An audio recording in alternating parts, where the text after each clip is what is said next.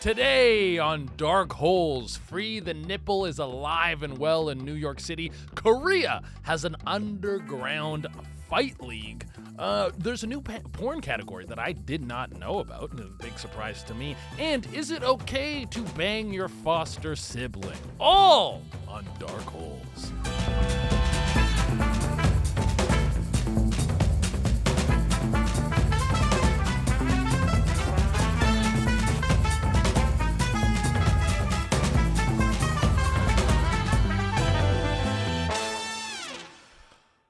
All right, guys, tits are out in New York. The tits are out in New York City. I didn't even realize how good it is. So the whole Free the Nipple campaign has really hit the 10th degree. It's been turned up to 11 in New York. And this isn't coming from a place of complaint. No, you know how I feel about tits. Big supporter of tits. I just didn't realize how hard the tits were going in New York. You walk down the street and you're seeing just loose boob bouncing around in shirts, some pretty big honkos being unbroad, and then you see the nips just poking out, looking at you. Sometimes they're going off in different directions. There's all types of chicks letting the tits loose, and it's a fresh New York summer thing. That's something they don't tell you about New York City in the summer. They tell you, come in Christmas, go see the tree, go to Rockefeller Plaza, come in the fall, go to Times Square, see the leaves change the color.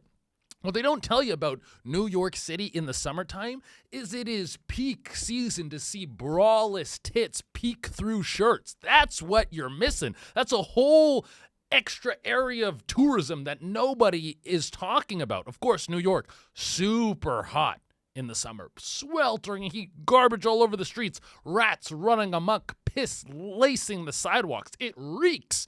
But that's something you got to put up with to see some fresh boobos bouncing around in a loose tank top, okay? That's what's out there. But I didn't realize it fully until I came back to New York. So I was, and for those of you who follow me in all my aspects, I was actually out in Japan. And in Japan, quite conservative. Very few sluts. I would say that there's 130 million people in that country, somewhere there. Let's say 136. I'm going to ballpark this. I saw 7 sluts.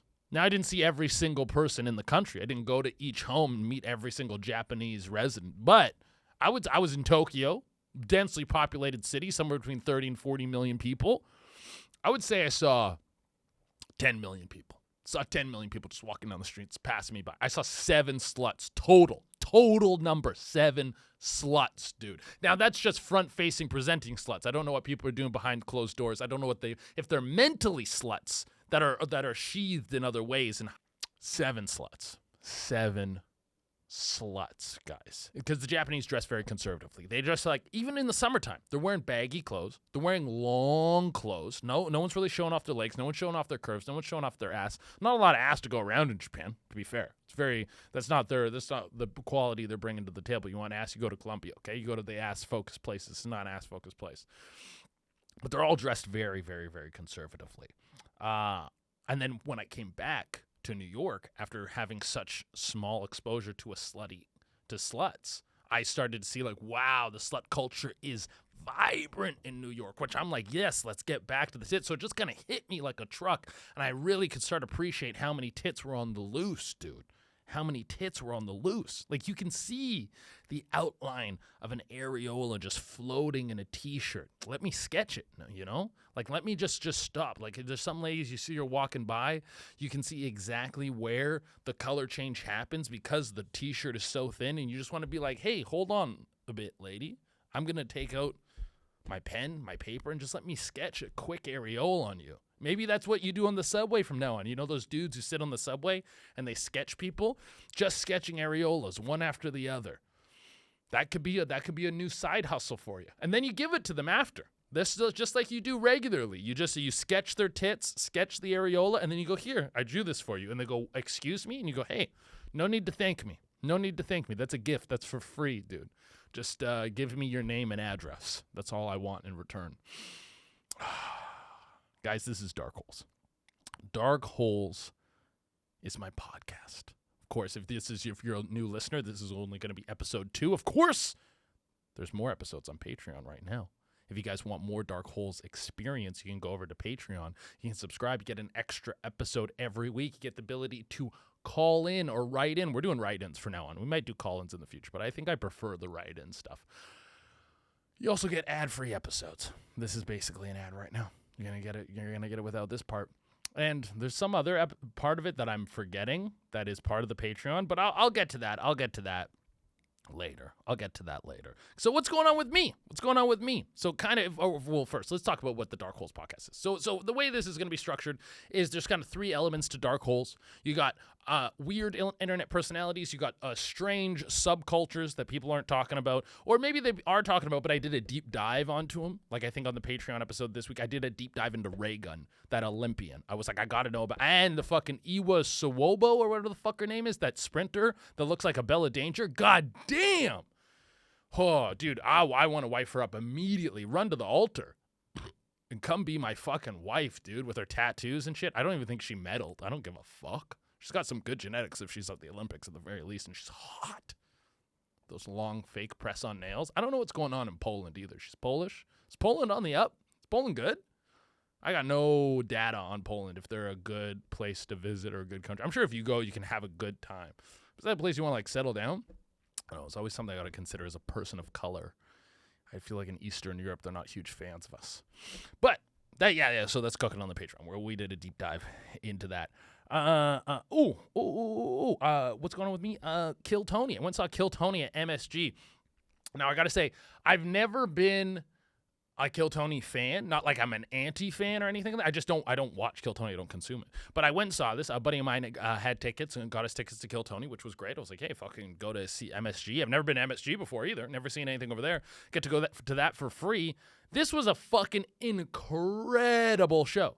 It was like stacked lineups. You had the crowd going crazy over these Kill Tony regulars, who I'm familiar with some of them. I know these people personally as comics. Then they would bring out like legendary comics like fucking Andrew Dice Clay open the show. And then you have fucking Joe Rogan on the panel, Shane Gillis on the panel. You have fucking Luis Gomez and Big J coming out. It was fucking crazy. It was honestly, there was pyrotechnics and all the shit. One of the best shows that I've ever seen in my life. The energy in there was electric. So I think I'm gonna start tuning in on this. I've been a fan of the comics that come off of there because, like I said, I know a few of them personally, and I like their comedy. What else do we got going on?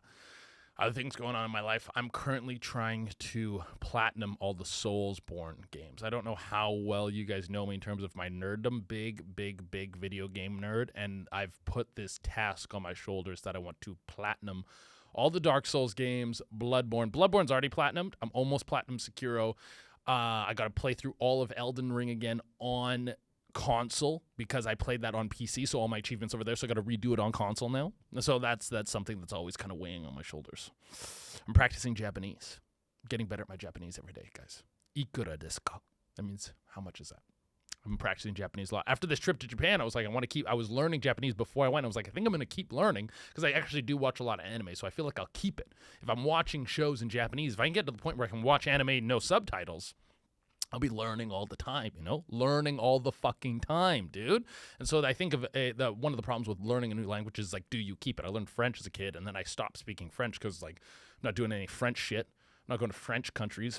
I never go to France. I don't talk to French people. Fuck the French. No, I'm just kidding. Like Montreal, some of the hottest chicks in the world. Hottest in Canada for sure. If we were going to have like hottest chicks of all time competition, I would put the French Canadian chicks in for like for Canada. That's who's going to run for us. That's who's going to try and take the title. They definitely are some of the best skilled sexually because you have like the French influence of being like super horny and sexually liberated, plus the influence of like America with that like all the porn knowledge that comes over across the border. That's what they don't talk about. What's coming across the border is the fucking the brainworm of being of slut culture has dripped over into Montreal from the United States, and then the liberation of the French with their pussies. You got top tier puss game going on, dude. Chicks that will outfuck you any day of the week, suck your dick off through the puss. What else is going on in my life? I'm looking for love. I am considering locking a lady down. That's something I want to do. I want to lock a lady down. I want to find some chick, dark features, probably Latina, good genetics. Let's get a tall one. Let's get a strong one. That's something I do factor into how I want to reproduce. I want her to have some wild genetics. I want to have a kid that is naturally a freak of nature. If I choose to have kids. That's if I choose to have kids. I don't know if I want to have kids yet. But that's on that every date now is like, oh, do I want this lady around? Do I want to keep her around? Do I want to go further? It's not just about putting my dick in the puss. I'll still put my dick in the puss because that's a very important part. And then maybe I like you more after I put my dick in your puss. But that's floating around in my head now a little bit more. Last thing before we get into today's subjects, 5-star review of the week. So we're going to be doing this every week. Every time we get a 5-star review on Spotify or Apple or whatever, blah, blah, blah, blah, blah, I'm going to read out one 5-star review of the week. This 5-star review says, this podcast literally brought my hog back to life. It was lost to the world, and I thought I would never get wood again. But thanks to dark holes with Che Dorena, I can satisfy my wife and many mistresses. This 5-star review, of course, comes from me, Che Dorena, because these are the first few episodes coming out. We're dropping 2 eps at once, 4 eps if you're on Patreon.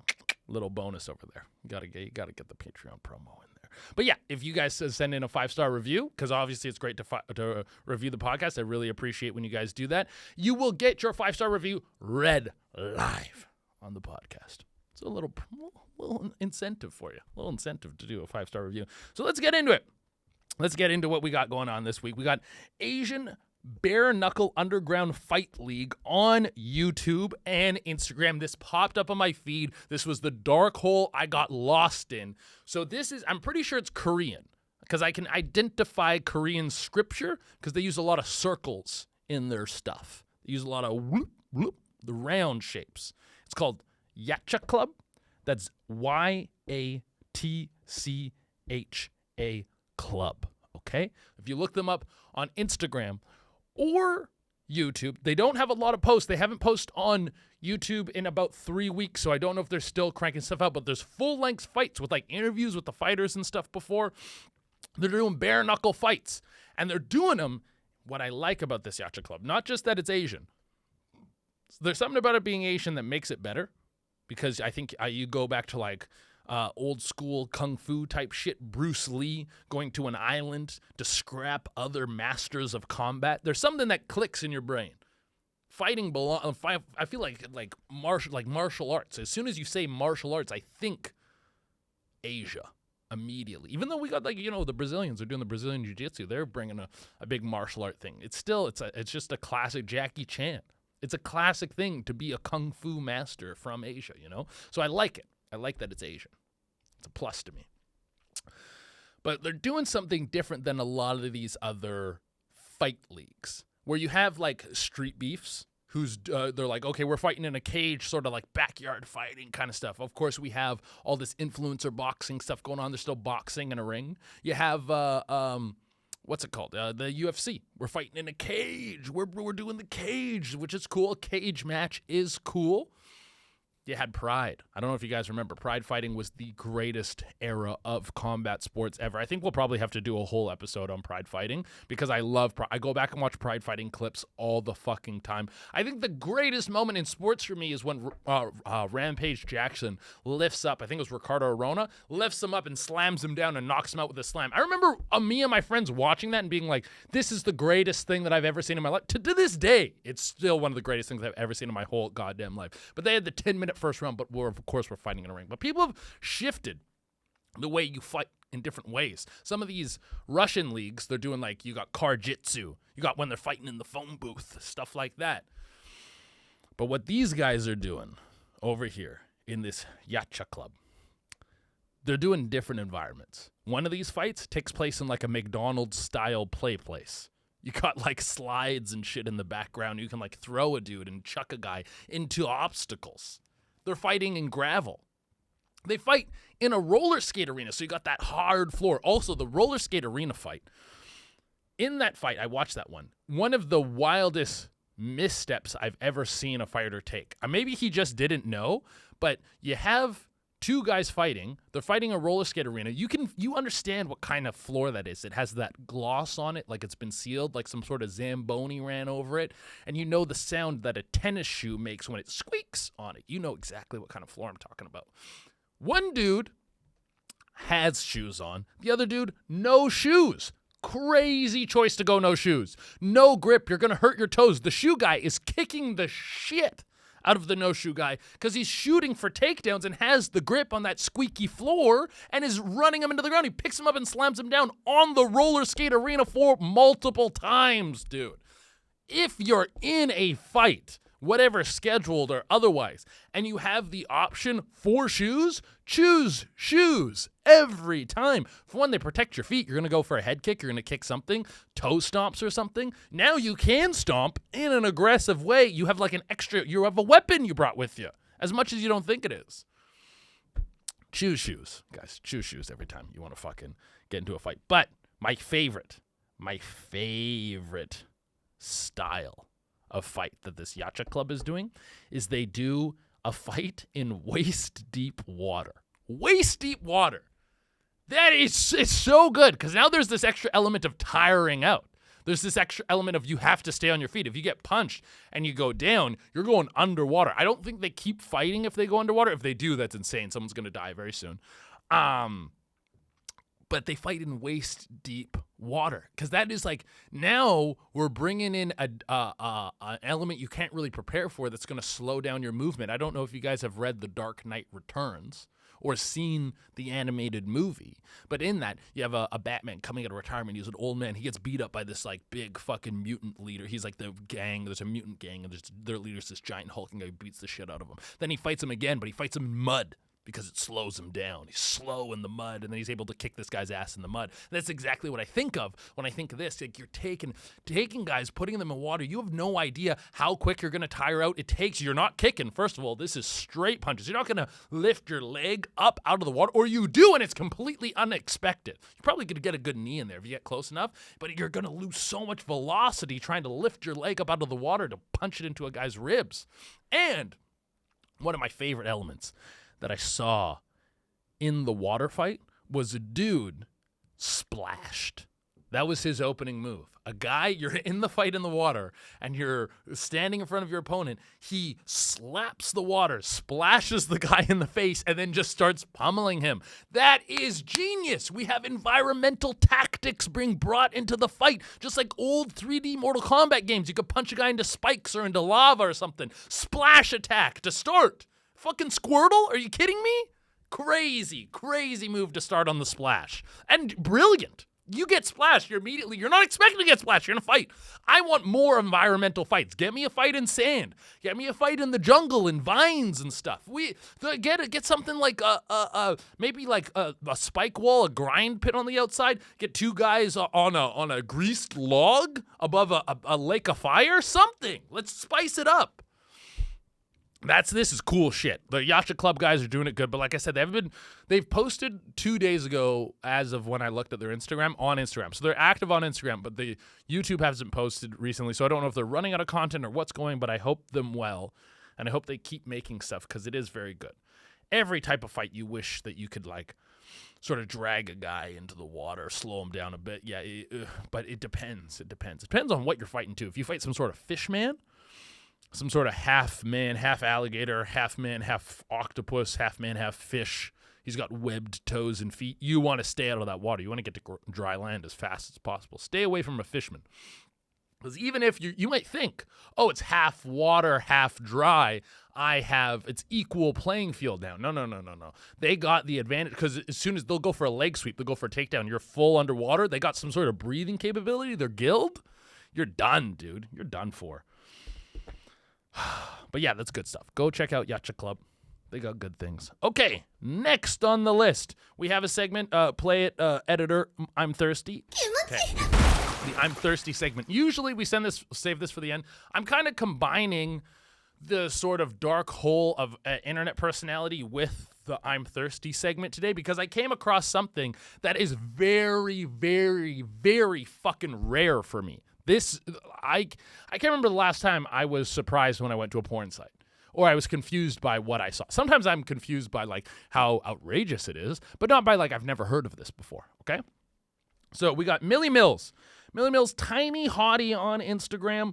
I did a deep dive into her stuff. Also, guys, if you're first time listening to the pod, this isn't paid. These chicks didn't pay me to promo them or something. This is just I'm this horny that I dig into slutty pages and Instagram and Pornhub holes. The reason I found this chick was because she was on the front page of Pornhub, and when I go to Pornhub, I always go from an incognito tab. So this is an unalgorithmic showing. They are just this is front facing. These are the chicks you're getting that Pornhub is deciding to showcase. Good for you, Millie Mills. You're getting up on the front page. There's a few things that really stood out about her right away. When you first see her, she's like got that goth mommy thing going on, but she's not that big. She's not a big chunky shit. She's actually quite, I wouldn't say petite, but she's tight. Like her body is tight, her core is tight, her butt's tight. She's got some nice fake-o titters on her too, some big old fake-o tittos. Tattoos all over the arm. She's got one of those like Metallica font tattoos across like her upper abdomen that I don't even know what it says. I didn't take the time to read it. She's got piercings, the black lipstick, all the stuff. Very kind of like Shigo Plus is how I would kind of describe her. I know just that alone got you guys kind of turned on. But so she was on the front page. I go to her Pornhub page, and it said something like, "I'm back," is what it said. It said something like, "Hey, I'm back." Yeah. It goes like, "Oh my God, I'm back. You know, come here, come check me out on OnlyFans, blah, blah, blah." Does her whole like breakdown. And I was like, "I'm back. What does that mean?" If you go through more of her content, you can see, oh, she used to be on here. No tattoos, no fake tits, and she was a little soft-bodied too. Nothing against your Millie Mills, but I think we both know. You were a little soft-bodied then. And now, so whatever she's done, she's gone to the gym, she got a bunch of tattoos, got a fake tits, whatever's going on in her life, I would assume things are on the coming up Millhouse. Fake tits, bunch of tattoos, those aren't cheap, so she probably got her money right now. Good for you. But you go to her page, and then there was a lot of little things on there that that were like not my personal favorite. This isn't usually what I jerk off to, but there clearly is a huge market for this because I see it so often. But the JOI, the jerk off instructions, the joy. There was also a JOE, what was the JOE again? It was jerk off encouragement. Jerk off encouragement. Hey, jerk off for me, come for me, blah, blah, blah, blah, blah. I hope that made a few of you come just listening to this podcast. So she's got a lot of those where she's like fucking dildoing her pussy or whatever she's got going on. And then there was one that I had never seen before, which was CEI. CEI. And I was like, what the fuck I know the joy. I know fucking cock and ball torture. I know clothed female naked male. I know almost every single abbreviation in porn. It's very rare. Double anal, single vag. I know all these things. I know them all. So I see CEI. I go, what the fuck is CEI? Look into it. Dig it up. Start looking around. Come eating encouragement, guys. Come eating encouragement. That's what it means. It means she's encouraging you to jerk off into your own mouth or into her hand. I watched a little bit of one video just to get the gist of it. Not my bag, I got to tell you. I got a lot of bags. I got a lot of things that can get the juices flowing. This chick in general gets the juices flowing. Like I got pictures of her right here. She is very hot. She is very attractive. She's got that I love a goth mommy. Let's fucking go. Makes me want to jizz all the time. Also, yeah, her makeover. Like what a big change. To go from like no tats, no fake tits, kind of soft body to like I'm like actually got like a clearly hard bod. Full of tats. Like it's like The Rock when he came back in Fast 5.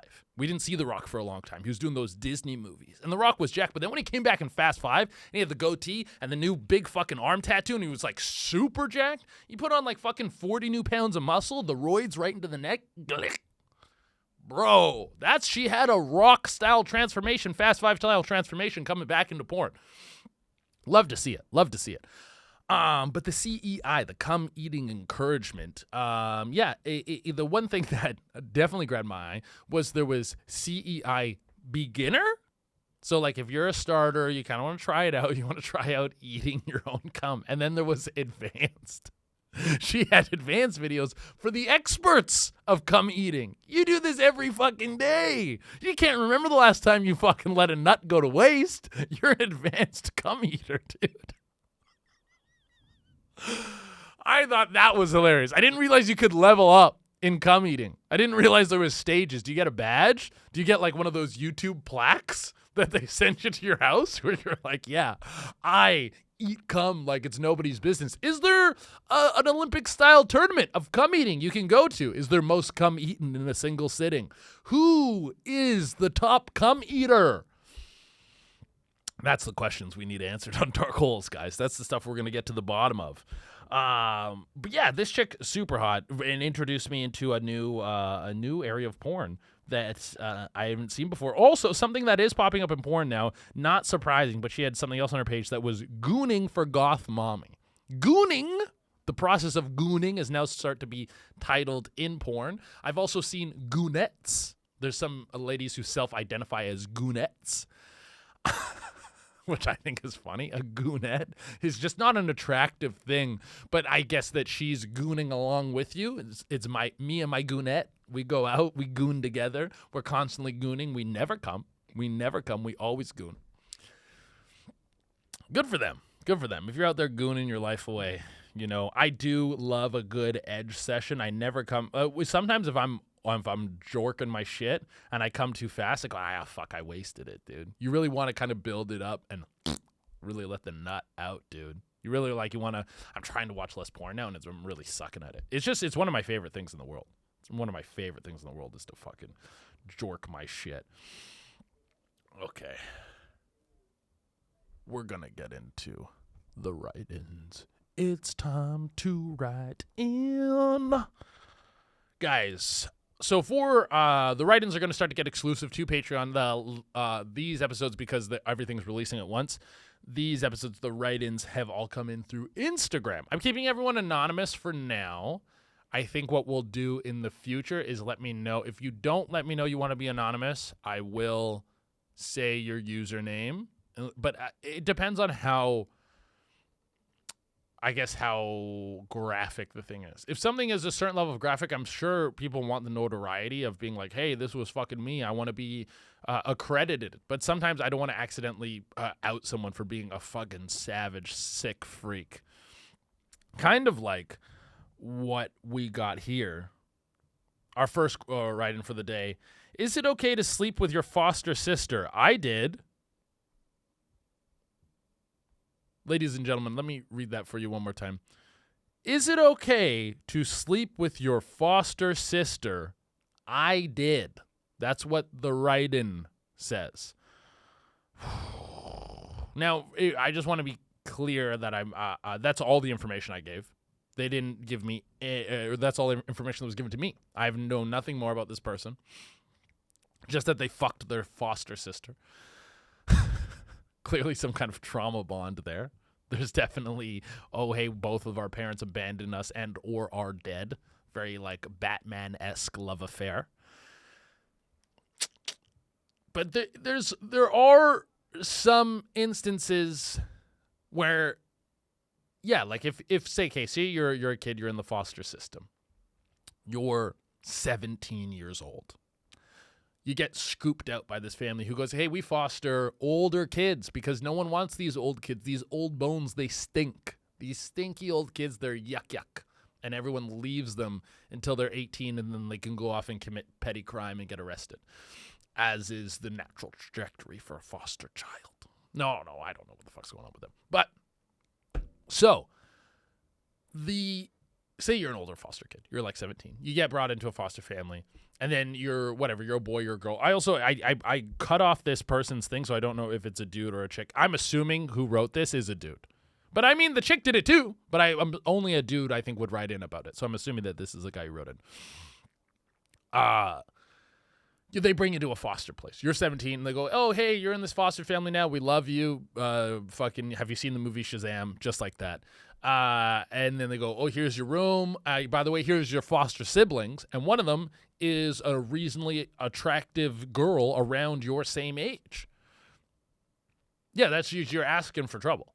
You're asking for trouble. You're getting two people peak hormonal status. Their hormones are fucking flying across the place. And you put them in a situation where they're naturally going to talk to each other, and there's no DNA relation stopping their psychology or their what. I'm sure there has to be some sort of study done where if you're close in DNA with a person, your sex stuff goes, no, that's bad, that's wrong, because you're gonna have a weird freak kid, and also socially this is fucking weird. You don't even have that like internal wiring to shut off this wanting to jump over to the other side.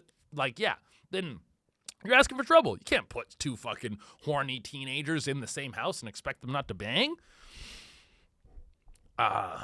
But if it was a different situation where like you were both fostered from a young age and then grew up together and were like, well, we're not related, and then banged, that's kind of fucked up. That is wrong.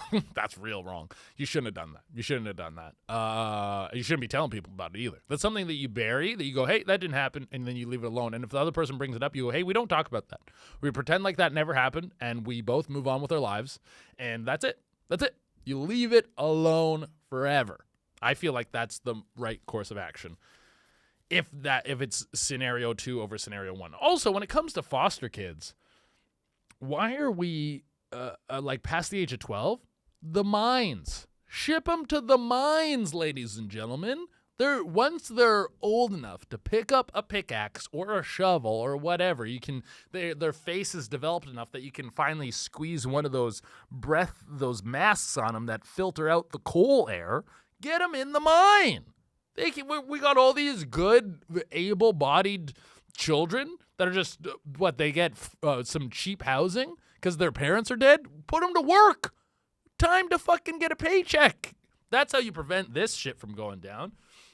If this kid is out there digging in a mine next to his fellow unadopted brethren, there's no fucking to be had. He'll be out there, dirty hands, cracking the coal, trying not to get crushed in some rickety mine shaft. That's what we got to start doing with these little youngins, is sending them off to the mines very quickly. Or some other stuff. I don't know. I guess if one is bright and has a lot of promise, we'll send them to tech. That's where they get to go. You'll go to a tech service. You'll work for Google or something. That's a good idea. If you we'll test them. Every kid who's unadopted, when they hit 12, we'll send them to a facility. The facility tests quality of child. We're going to be real blunt with this. We're not going to beat around the bush. It's like, we're going to test brilliance. We're going to test, do we even fucking like this kid? Is he likable? Is he fun to be around? Maybe it's like the real likable ones, the real charismatic ones. We get him into acting or something. We need more child stars, dude. We need them. We need to start cranking them out. And they'll be owned by whoever buys them. Like if you're like, say this kid's genius, he can code, he can figure out all these problems, all these websites. Meta owns him. Meta owns this kid until he's like 18. So from 12 to 18, your Meta property, you will have like a Meta sleeping quarters and Meta bread and Meta toothpaste and Meta clothes that you get to wear. That's what you're given, okay? And then you just go, you wake up and you go, chick, chick, chick, and you work, and you can be friends with the people you work with. Maybe we get like an outdoor area that they can run around and stuff. But most of it is going to be that you just go to work. And we just work these kids. Work these unadopted children, dude. Because if you don't, they're just going to start fucking each other. And then what? Then they're going to breed more unwanted kids? No! Work them. That's what we're going to do. But yeah, we'll test the good ones. The smart ones go to the smart place. The strong ones go to the strong place. The charismatic ones we'll put on TV. That's what we're going to do with this. All right. So yeah, I guess I hope that answered your question, dude. For future write-ins, obviously because these were all Instagram ones, you weren't able to give me too much detail. Give me not too. If you write, one dude was like, "Hey, I got a story for you," and then he gave me this. I'm not gonna read a novel. I'm not reading it to get to the point. The important be like, we were this old. This happened. I did this. I don't feel bad about it. Blah blah blah. Whatever. Give me a good chunk. What you feel like is necessary information for the story to make sense. And then I can start to dissect it a bit. I can get into it a little bit, you know? All right. I feel like we covered that. Next question. Do you get quality or quantity when it comes to pussy? I get quality, but I miss the quantity. Okay. I won't say this person's username, even though I don't think this warrants it being anonymous. But that's pretty much a humble brag that they were doing right there. They were being like, yeah, you know, I'm fucking the best. I'm only fucking 10s, but I miss when I was swimming in 7s. I miss when I could fucking dive off my balcony and fall into a 6's fat tits. Hey, dude, chill out. Your fucking 10's great. Good for you. Good for you. Me personally, we're in the quantity game. We're in the quantity game. I've been a quantity guy my whole life. Something that you guys need to know, I've never been good at picking up women. I've always been not ugly. That's the way I'll describe it. I've always been not ugly, and I get approached every so often, dating apps now because of my mild amount of internet success through the DMs and stuff, and that's usually how I find the people that I fuck.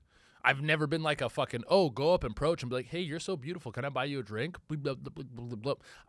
Maybe I should do that if I want to find this love of my life. Maybe that's how I'm going to find her. I've done that a couple times, and it has worked out. But rarely am I ever fucking pulling the trigger on this shit and fucking wooing a chick and have all these moves. Like I saw this guy in a video who was walking past this girl, and he goes, fine, you can have my number. And she would like, what? Like some move like that. Some guys who have these plays and stuff. I got nothing like that, dude. So yeah, I've been a quantity. I take what comes. I'm like a fucking vulture, I guess. Oh, that sounds too like creepy. I don't know. What's like a hyena? I don't know. What's an animal that just fucking eats scraps? Lobster. I'm a lobster. I'm fucking walking around the floor. There's some scraps there.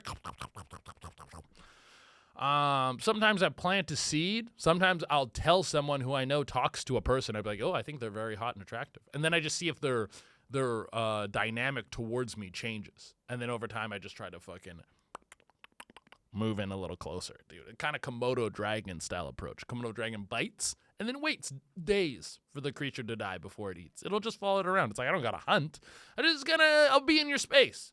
And if you like me, you like me. That's it. But yeah, so I guess the long story short is I'm a quantity guy, just getting what comes. Quality puss. It has come. There's been some chicks who I've banged who I'm like, how do we stumble into this? How do we get here? This chick's too hot. For what, like if she saw who was on the rest of the roster, she might not want to be associated with these freaks. These other fucking gremlins that have come up to my crib. If she knew who was in here the night before, you know? But that's always nice. That's always a good morale boost. Those are the ones that you're like, hey, let's go out in public. Let's go. I want to be seen with you because I want people to think that this is the norm. I want people to think this is the kind of shit I get up to on the regular when it's not, because I'm a liar. But yeah, you being a quality guy, maybe write in and give us your tips. Let us know, how do you become a quality guy? How do you see also I feel like now, like, because once you go for like high tier quality pussy, once you're going for a chick who's like, oh, this chick's super hot, she's got it together, she's got a good job, now you're competing against top dogs. That's one thing where you can kind of get the best pussy as just like a dude, like, and let's say you're an average dude. I feel like I'm an average guy. Obviously, I'm doing well online, blah blah blah. Some people know me, whatever. I have some pluses that raise my status a bit. Oh, fucking high value male. No, we're not getting into that. But where I found that you're gonna find the best pussy, the highest quality pussy for offering regular dude status is you need to go to like a B, C tier city. If you're in like a New York, you're in a Toronto, you're in an LA, you're in a fucking, I don't know, these are just places that I've been. But these are places like, if you're in LA and you're hunting for puss, you're trying to get your dick sucked, you're technically in like the same dating pool as Leonardo DiCaprio. Maybe you're not going to the same venues, same parties, but if you see a chick who's like a fucking rock star hot chick, she might have been approached by a billionaire or a superstar celebrity. and been on a yacht with one of these motherfuckers. There's a decent chance that has happened, or that she got flown somewhere by some like Saudi prince or something. So that's who you're competing against. You go to a Tempe, Arizona, you go to a Dallas, Texas, you're going to find equally as hot chicks who aren't getting the opportunity, at least not to the same extent, as some of these LA 10s. And therefore, your status is just going to seem higher. And you can bang just hotter chicks. You can just bang hotter chicks by going to a lower tier city. Nothing against if you're from Tempe, Arizona, or you're from Dallas. Nothing against your city. The cities are great. I like them. Like I said, they got some of the best pussy to go around. They got the best pussy to go around. I'm giving you rave reviews over here of how much I like your place. But we can agree that if you go to New York or LA or something, you're going to have these dudes that have so much money and so much status. Competing against them is a little bit tougher. I don't think that's a crazy thing to say. Okay? Okay. What else do we got going on? We also got midget pussy. Midget pussy. So someone wrote in and they said, is little person pussy, making this safe for a clip, is little person pussy shorter in depth or the same, but how if they're shorter and smaller in everything? Okay, wait. Okay, yeah, you're being like, how could it be the same depth if they're shorter and smaller and everything? Well, I don't know. I've never fucked a midget. So I don't know. I can't give you like a hands-on review on midget pussy. I've seen some videos on the internet of midgets fucking regular-sized people. Like a midget has sex with a grown man with a grown man's dick. And it seems like they take the dick just like everyone else. It seems like whatever cavity that is in that part of the body has the same type of depth. What I have heard about the little folk is that they're like sort of asshole to head region, the torso, but I guess torso I feel like cuts off at the hips. So I think it's like like whatever you're yeah, you know what I'm talking about. Like if I'm sitting and I put my hand on my asshole and I put my hand on my top of my head, this region right here, this is the same size as a normal person. And then it's just the extremities that are miniature. That's where they shrink down. So that being said, I would assume that their pussy goes to the same depth. I don't have the data on this. Maybe I should go get the data. That's actually kind of on my dick bucket list, as I would like to have sex with a little person. I think it would be very fun. I've never done it before, but it seems like it would be a good time. They also got the little hands, make your dick look real big. Stuff like that will make you feel good about yourself. I heard they're dense, though. Like, you pick them up, and they're always heavier than you would expect. Dense little people. That's why I think the dwarves in all sorts of fantasy games, like if you play a dwarf in World of Warcraft, there are good tanks because they're just right down low to the ground. You play a dwarf barbarian in Dungeons and Dragons, he's going to have good stats because they got that low center of gravity, the stocky, they're just pure muscle. They're just shredded muscle, dude. So they're going to be surprisingly strong. But I guess you got to get out there and figure out for yourself, dude. You're asking me these questions like I would know, but I'm not super well versed on this myself. I don't know every last aspect of what's going on in the dwarfdom. Who am I to ask? How deep is your pussy? Do you want me to go up to a dwarf and be like, hey, pussy go deep or what? Pussy go to the back? Could I get a fist in there? Could I get a few fingers in there? What kind of fruit and veg do you put in your puss? Is this, could I get an assortment of a tote bag? Would I put in a tote bag into your pussy? I'll show him a cucumber and just go say when. I don't know. That seems rude. Okay. Then, another write-in, guys. I kind of want to go back to this dude who fucked his foster sister. I have so many questions about that. How did that happen? I mean, I guess it is just a proximity thing. Why did you write in about it? And why is it okay? You know the answer. Like, oof. Okay, we're just gonna leave it alone because I could literally talk about that all day. Okay, we got another write-in. How do you keep your butthole clean? Bidets, dude. Bidets. You gotta get on the bidet life. The thing is, though, are you a bidet person? That is, you have to answer that question for yourself, because if you install a bidet into your toilet, this is now a new thing that you have to clean all the time, okay? So if you now have to clean a bidet constantly and you're not up to that task, you're going to start to get this filthy, moldy bidet that's then spraying filthy, moldy water into your asshole every time you use it, and you're going to get sick, or you're going to get some weird hemorrhoid or some weird fungal infection on your asshole, and then you're probably going to spread it to someone else because you're a dirty person who doesn't clean their bidet. So you need to first become like a bidet enthusiast, or no, you need to ask. That's not what I'm saying. You need to ask yourself if you are a quality enough person to be responsible enough to have a bidet. I love them. They're great. They spray. As I was talking about Japan earlier in this podcast, that was the first time I ever used one, because they have them everywhere there. And that's like, we talk about it like, oh, in the West we should have like more bidets. We should be spraying our assholes, because in Japan you would go to a place and they wouldn't have a bidet, and then you would feel shitty. And you would be like, oh man, what, this place sucks. Like, what, this restaurant or whatever doesn't have a bidet. But it was rare. Everywhere had a bidet.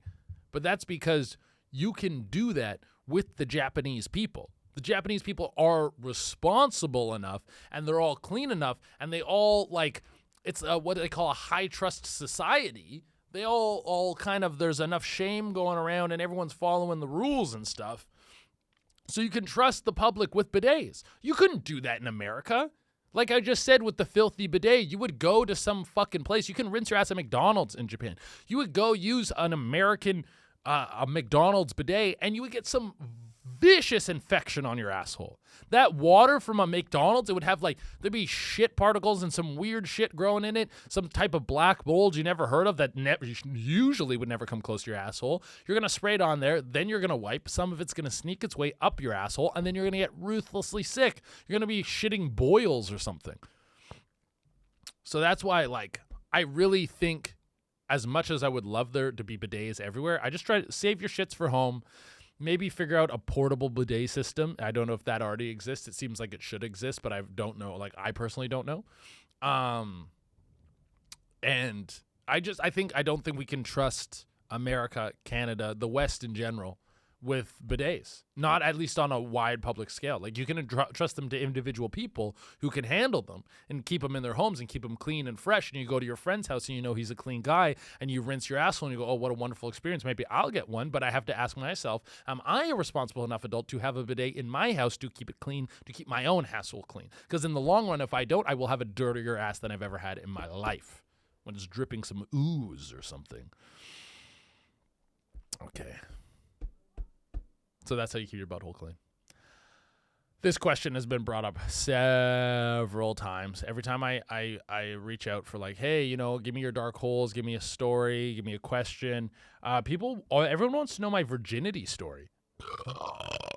Oh, dude, that came from deep bowels, bro. What did I eat today? Oh, I ate one of those fucking, I don't know if you guys, it's like we all know, like, the sushi wrap thing, like the onigiri. It's like you have like a rice ball that has the seaweed wrap around it, but they have like a Hawaiian version where it's basically like, think of a square of rice, and then they put a piece of Spam on top, and then they wrap seaweed around it. It probably will, I think every time I eat one, I lose like 5 days of life, but I love them. There's some place that does a 2-for-1 deal, and one order comes with 2, so I get 4 of them at once delivered to my house.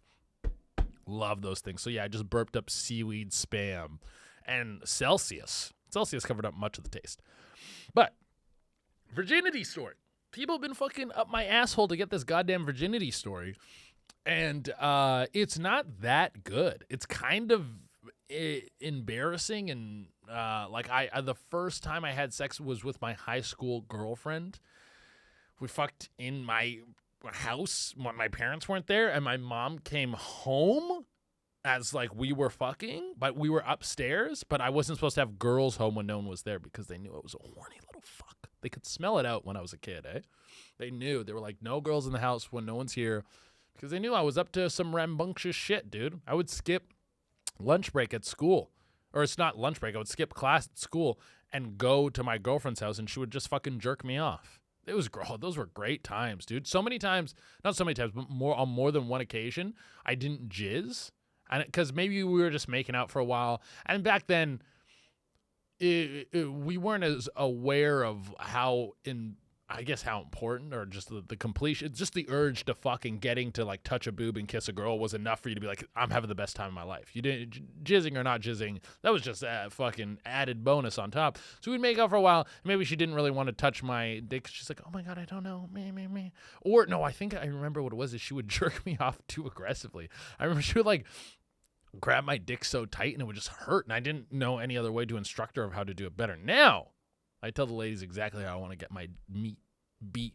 And I love a good hand job. I like a hand job more than a blow job. I'll say it here. Controversial statement on Dark Holes. I like a hand job more than a blow job. Don't get me wrong. I love a blow job, but she's like too far away. I like the stimulation of having a chick right face to face with you. You're making out. She's got her fucking leg on top of you. She's slurping your shit. Maybe she says some fucked up shit in your ear.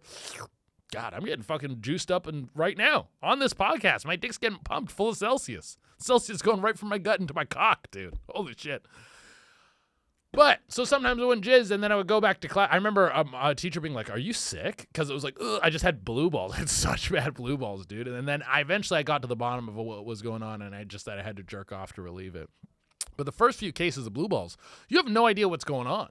And then you have to do some investigative work on your own nuts and realize that it's time to jizz o'clock. You got to release this pressure, dude. There's a demon trying to get out. But what were we talking about? Virginity story.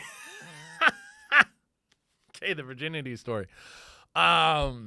Yeah, when I lost my virginity, my mom came home, and then I think she went into the kitchen or something, or into the bathroom, but I had like an opportunity to sneak this girl out of my house. And I remember I went downstairs, I grabbed her boots, I went upstairs, because I didn't want my mom to see the shoes. And we came in through the garage, so the boots were at least in the garage. My mom came in through the front door. So that gave us I was like, okay, sick. And then I was like, okay, here's your boots. Put them on when you get outside. And she thought I wanted her to put the boots on right away. So then she's walking down my hardwood floor with these boots on, just making all this noise. And I remember being like, that was the first stage of my life. And I think in every relationship, this happens multiple times, where you look at the person who, at the time, I very much loved this girl. I loved her so much. And this is a very important person in your life. And you look at them and you go, you stupid bitch. You stupid bitch. But you still love them. But I think, and you know what, if you're a lady listening to this and you go, this is misogynistic. Are you telling me you don't look at your guy sometime and you go, you stupid son of a bitch? You stupid fucking moron. Look at this dumb ape in front of me who's doing this stupid thing. No, you do it. It's just a thing you do with the person who you love and care about so much when they do the dumbest thing. And you're like, you know how much harder you're making my life right now for no fucking reason if you just listen to me. So that was my first exposure to that. Then she left, and then she called my house because she left her iPod at my house. And then, of course, my mom picks up the phone, and then I'm trying to spin this lie that no one was there. And she's like, oh, yeah, I just heard high heels clomping on the hardwood. And then fucking your girlfriend is calling about her iPod or calling to speak to you, and then comes to the front door to get her iPod. I'm like, you couldn't wait, dude? You couldn't wait till later. Just fucking message me on MSN Messenger and tell me that you left your iPod, and I would come return it to you. Holy shit, dude. And then I just had to lie to my mom's face, my parents' face. I was good at never breaking. I never was like, they're like, you're lying. And I was like, nope, no, I'm not. They're like, she was here. And I go, nope. I just would. And then they'd be like, you're grounded because you're lying to us. And she was here. I go, okay, you're grounding me for nothing. Then, dude, I would do my sentence and I would totally be like, no, I'm an innocent man. And what you're doing to me is wrong, and I will be freed, and I'll tell my story. It's fucking Nelson Mandela in my own house. But, yeah, that's how I lost my virginity. You think I would have fucked less with it being that kind of experience? But there was, like, a whole taboo in my home where, like, my mom found porn on the computer several times. and like locked down the computer, like so I couldn't fucking like all these passwords on it, so I couldn't use it. My mom found a condom in my room and screamed at me. I wasn't even. This was before I was even fucking, and so she just screamed at me for having a which is like, in retrospect, come on. You should have been like, okay, maybe let's have an educated discussion about what sex means, and okay, he has protection, blah, blah, blah. Just screamed at me, said, you're too young to have sex, which I wasn't even fucking yet. I can't even remember where I got the condom. But yeah, so there was, I think, definitely with the porn watching, even now, because porn, it was like so hard to get, and I wanted porn so bad. Even now, when I get the opportunity to watch porn, I get this like giddiness in my soul where I'm like, haha, I can watch it whenever I want. It makes me feel so good. It makes me feel so good to watch porn. Oh, but yeah, I think we fucking crushed most of these things. Is there anything? Okay, we got like 5 minutes left. I want to see if there's anything I didn't cover. No, we got Millie Mills. We got fucking the Yacha Club. Was there something I wanted to cover on the Yacha Club that I missed? No. I think that's everything, guys. I think that's everything. There was one thing I did want to talk about in terms of finding love. I realized that like maybe I did kind of touch on this before, but I want like I'm looking for a genetic freak, kind of. I want him, if I do have a kid, I want my bloodline to improve. I'm not like no shorties. Like if you're listening to this and you're like a big bitch and you got like a good deadlift and no one really fucks with you because you're like oversized and you're a little ogreish, maybe you got some Shrek vibes going on. Big back, big thighs, strong, sturdy. Like, you'd survive the winter, no problem. You could wrestle a wolf or a cougar. Hit me up. I'll dump a seed in you. I'll give you a kid. That's kind of the kind of shit I want my bloodline to be like, okay, we're getting stronger now. And I'll put that shit in my kid's head.